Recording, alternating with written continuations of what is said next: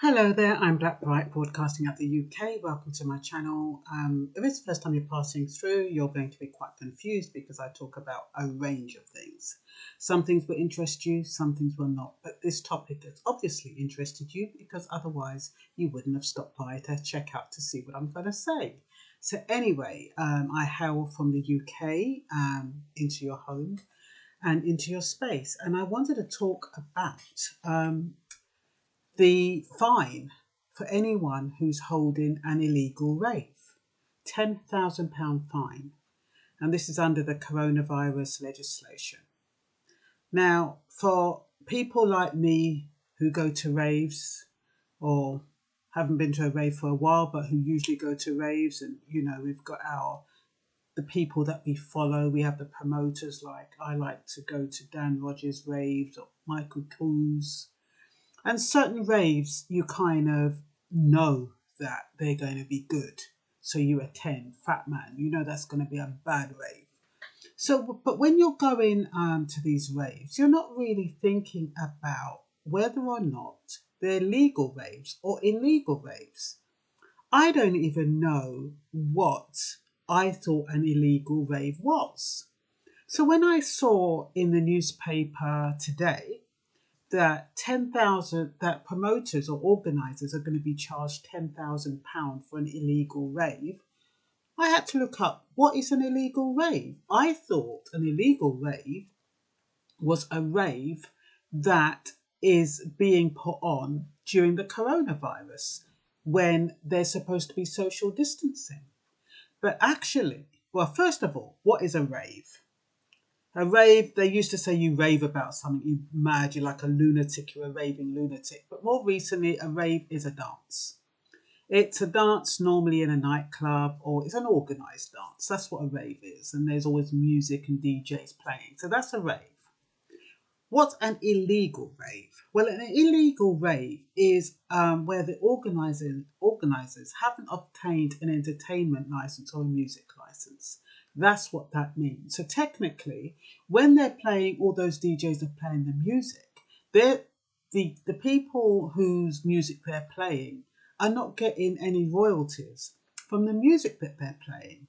So therefore, these the organisers are supposed to get an entertainment license. And so that's what they mean by an illegal rave. Now, I don't know what the protocol is to get a license. I was trying to look to see how much a license is, but I would have had to complete a whole heap of documents. And I really didn't really want to do that. So I don't know how expensive an entertainment license is. I don't know if it's an annual thing. Sometimes there's there seems to be different kinds of licenses depending on what kind of event you're putting on. So, and I think if you do things through Eventbrite, I think they probably do licenses for you. I'm not quite sure how it works. All I know is that it's RIP for a lot of promoters and a lot of nightclubs. Nightclubs and promoters who we know and love, for the time being, have lost their income because they're unable to put on a dance or a rave.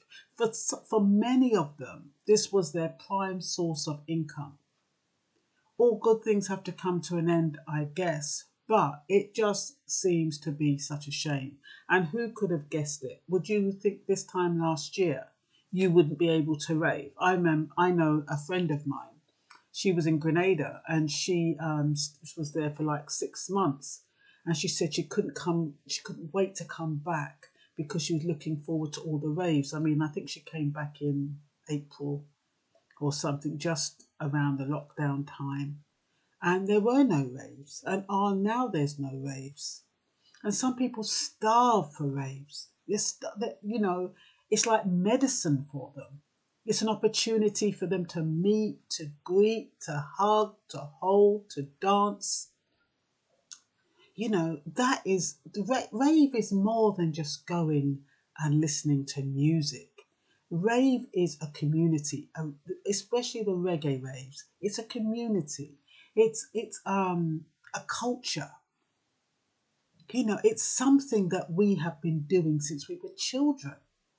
We used to have the shebeens, which was where you'd go in, people used to hold them in their houses, and you'd go in their houses and you'd pay about £1 at the door back in the day, and you'd go in and there'd be music, and I know that was an illegal rave. That was definitely an illegal rave. But you'd go down there, you'd pay your £1, and I think the places were soundproof or whatever, so they weren't disturbing the neighbours. You have your little drink, and it was pitch dark, and you know what I mean? So that was your illegal. To me, that was an illegal rave. It wouldn't strike me that somebody's holding a dance in a club, that would be an illegal rave.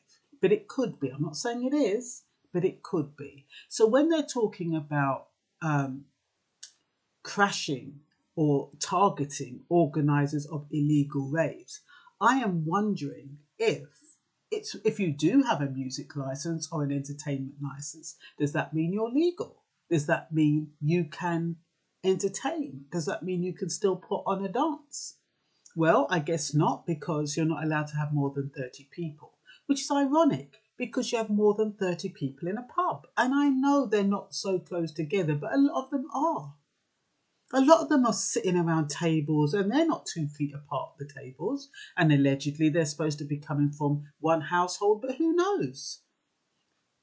How do you know that even if you go to a rave, it's not a large household, about 5 households from the same household? How do you know that? How do you know they're not all within the same bubble? You don't.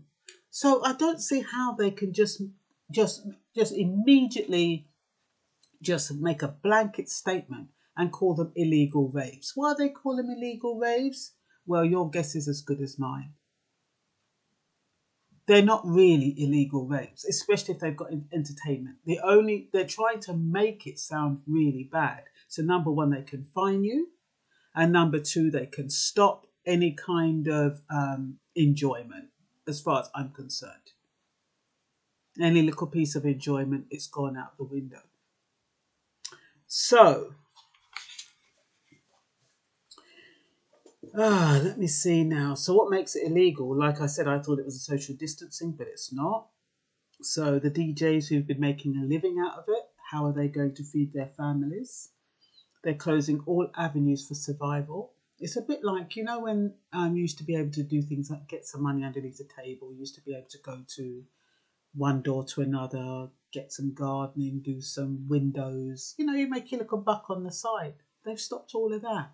There's no kind of way to make any kind of money to survive. And I think this is one of the ways that they've thought, these people, they probably think it's all illegal immigrants as well. But they're probably saying, this might be a way that they're making some money. So let's stop it. So if there's no raves, they can't make any money, because when you're having raves, you can't really account. You're reliant on the people who are putting on the raves to account for taxes and account for how much they get in and blah, blah, blah. Maximum is supposed to be 500 occupants. I mean, depending on the size of the building, of course. If the capacity is 300, you're not supposed to have 500 in there. But the point is that it's closing another avenue for survival. Another way that people were able to make a living. They use their creativity. All the people who are doing the posters, they'll no longer be able to do the posters. The people the bar staff, I mean, it's losing a lot of jobs. They're talking about they want to boost the economy, and yet they're taking jobs away. They're taking away sources of income. Even these people who get money or get paid for putting on these dances, that money goes back, it starts recirculating. But if there's no money coming in, how is the money going to recirculate? It's like they sit there thinking about what can we do to stop people being comfortable? What can we do to stop people earning a living? That's what it comes like. And I mean, if you're not hurting anyone, but what they claim is that if you don't have a license, you're not protecting the people who are on the premises. Now, I would have thought that would have been public indemnity insurance. That's what I would have thought, because that's what protects, if you're holding a public event, that's what protects them. I wouldn't think that has anything to do with the entertainment license. So, are they saying that you need a public liability indemnity insurance. I'm sure those DJs or whoever's organising have that. Or is it an entertainment license?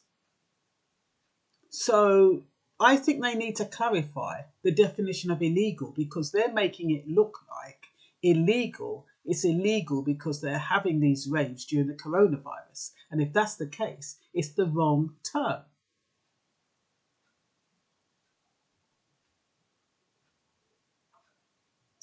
I'm trying to think about that one. It came out of my mouth, but I didn't really think about it before I said it. So, is it still illegal? I guess it is still illegal because they've produced some legislation. Remember I said in one of my previous videos, every 21 days they come out with a new legislation. Every 21 days. Is it 21? I think it's every 21 days. I know it's some 20-something days.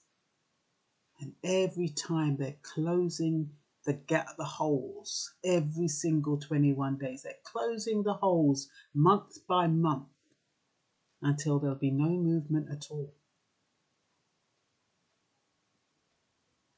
So, I don't know what to say, guys.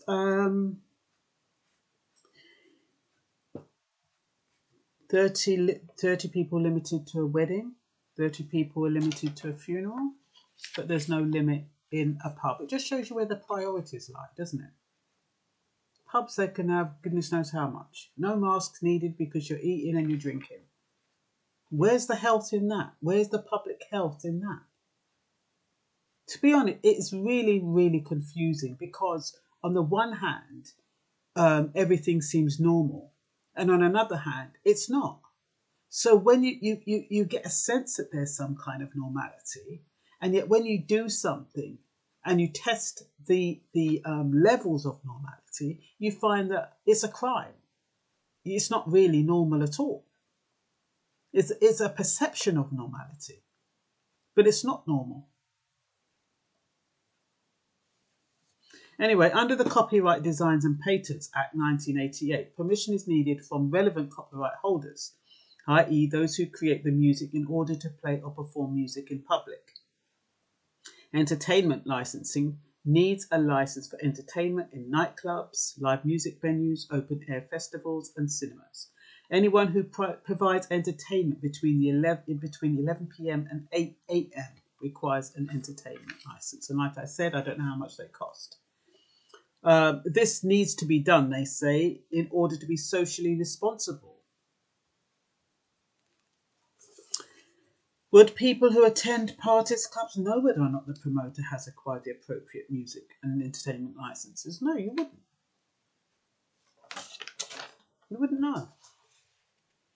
So, we have to say RIP, rest in peace, the following clubs. I mean, I know some of them closed down. RIP to Raving, RIP to Rubber-Dub. No more getting in the corner and winding up yourself with a stranger. No more of that. So, Apollo, that's London Apollo in Willesden, Northwest 10. That closed just in time, closed just before the lockdown. Perfect timing. So, we say RIP to the Royal Lounge, Night Moves, Dougies, Diamonds, Ivory Lounge, All Nations, Club Norwich, Palm Tree, Playaz, Granaries, Moonlight, Q Club, Club Lewsey. Most of these died a long time ago, but they still hold a memory for us. There's still, when you think about those clubs, it's nostalgic. It makes you remember where you met your wife, where you met your first girlfriend, where you got your first kiss, how you got your first baby. Because sometimes you met somebody, then the next thing you know, you got married or you had kids just from a dance, just from these raves. These raves were like the foundation for relationships. That's what they were. They weren't just places that you went to and listened to music. They were actually relationship forming venues. And people can cuss them and call them this and that. That is their function. When people used to go to a rave, the majority of people who went to a rave was either to go there with their loved ones or to meet somebody there. That was the prime. And then you had the DJs who created that kind of atmosphere to make it possible, to put people in the mood. And when they decide to lick a soft tune like a Gregory Isaacs or Cornell Campbell, and you just, oh God, you know what I mean? Or an Ambelique. When them lick them tune, you just have to, you find some man said, boy, this tune, yeah, I forgot to find someone for dance with. That's how it made you feel. The poor thing with the women, though, all they could do is rock on the spot until somebody asked them for a dance. But they were designed to make you move. They were designed for intimacy. They were designed to get people together. That's what raves were. I mean, I think the electronic raves and all the raves that white people go to, it has a totally different connotation. I think for those raves, they probably go there, get drunk, get freaked out, or whatever they do. I've never been to one. I just know about the Caribbean or the reggae raves. So the only raves I know. So for now, sound systems are on hold. We also had Gossips, Ronnie Scott's. Oh, I remember those. I don't wonder how many of you met. Oh, it all depends how many of you from the UK. I wonder how many of you went to any of these clubs. Anyway, we have the promoters who are now on hold and DJs are Bally from Luton, Flava. We've got Silver Fox, got Fatman, DJ Cowboy, Papa George, ThunderFirst, Mikey, Koos, Danroj, Hawkeye, Roy Medallion, Gladdy Wax, Lady Stush, DJ Moesha, Panther. I mean, there's lots and lots more. But you can't list every DJ and every promoter. But these are people who we have something in common with, who are our era, who've been entertaining us, and who, for the time being, are in trouble. Because if they don't have a day job and they were relying on this, they are in trouble. So I don't think the majority of them relied on the DJ, but some of them did. I think some of them did have a 9 to 5. But regardless, it was a nice little extra, you know, and you was entertaining people and you was feeling good about entertaining people. And it got people out of the house. It got people socializing. So it is very confusing. They're talking about the warm weather. Well, you have the warm weather, which gives the impression ease of lockdown. You have all these people at the beaches. They're not socially isolating. So it would have been nice if they'd said, look, okay, you can have a legal dance, no more than, say, 100 people. It has to be out in the open. Because they have this thing called headphone dances. I don't know if you've heard of them, but they have a headphone dance. And this is where people wear headphones, so they're not disturbing neighbours or the community or anything. And they have these, and they're colour-coded. And depending on which DJ you want to listen to, you colour-code it. And so it would have been nice if they said, okay, you can't play dances in a club, but as long as you're licensed, you can hold an outdoor event. No more than 100 people, as long as the place is big enough for you to social distance. Because sometimes it's just the vibe. Oh, it's too much to ask though, isn't it? So I think the reason for this happening is because some people have gone overboard. Last month there were 500 illegal events. I don't know if that was June or July, but it has been a bit confusing with kind of the semi-ease of lockdown. It has been confusing. I mean, people should use their common sense and not, you know, apparently one event had 600 people in it. I mean, you're going overboard. And those people who go overboard make it bad for other people. So now nobody can have a rave.